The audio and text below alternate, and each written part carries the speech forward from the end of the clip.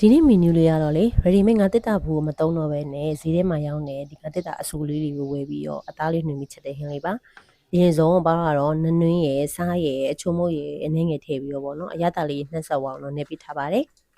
အသားကိုနှွှင်ပြီးတော့ချက်မှာဆိုတော့လေဘာလို့ငါးလေးတွေကိုအရင်ဆုံးပြုတ်ပြီးထားပေးဖို့တော့လိုပါမယ်ငါးလေးတွေပြုတ်နေစဉ်တည်းမှာသူနဲ့ထက်ချက်ဖို့အတွက်ကြက်သွန်နီကြက်သွန်ဖြူဂျင်းကိုလည်းဘာလို့ကြိတ်ထားပေးမယ်နော်ထောင်းလို့လည်းရပါတယ်မပါမဖြစ်ကတော့ခရမ်းကျင်သီးမို့လို့ခရမ်းကျင်သီးလေးလည်းပြင်ဆင်ထားပါမယ်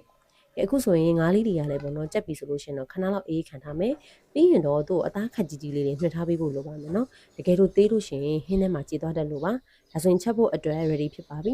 စီပူလာပြီဆိုရင်တော့ခုနကကြိတ်ထားတဲ့ဟာလေးတွေကိုဘာလို့စီတက်မလဲနွနွေးလေးအနှဲငယ်ထည့်ပြီးတော့သူတို့ကိုမှုေးသွားတဲ့အထီကိုပါတော့စီတက်ပေးပါတယ်ပြီးရင်တော့ခရမ်းကျင်သီးလေးထည့်ပါမယ်အယောင်တင်မုံလေးအနှဲငယ်ကတခါလေးထည့်လိုက်ပါတယ်အစိမ့်နဲ့ပြောက်တဲ့အထီခရမ်းကျင်သီးလေးကိုလည်းလုံသွားပြီးပြီဆိုလို့ရှိရင်တော့လေရေတမမဟုတ်ငါးပြုတ်ရည်လေးကိုထည့်ပြီးတော့ခရမ်းကျင်သီးလေးတွေကြေသွားအောင်ခဏလောက်ချက်ပေးထားပါမယ်ရခင်းကျင်သီးလေးတွေကလည်းဒီလိုအနေထားရောက်ပြီးတော့ကြေသွားပြီဆိုလို့ရှိရင်တော့လေပါတော့အရသာကိုစားတစ်မျိုးနဲ့ထည့်ပါတယ်ပြီးလို့ရှိရင်ခုနကနှွှင်ထားတဲ့ငါးလေးတွေကိုထည့်ပြီးတော့သူတို့အသားရလေးတွေအရသာဝင်အောင်ပေါ့နော်ဒီနှက်ဆက်သွားမှုပေးထားရပါမယ်ပြီးလို့ရှိရင်အဆက်တော့ငရုတ်သီးစိမ့်အနမ်းအတွက်နန်းနန်းပင်လေးအုပ်ပြီးတော့အသားရလေးမှုပေးထားမယ်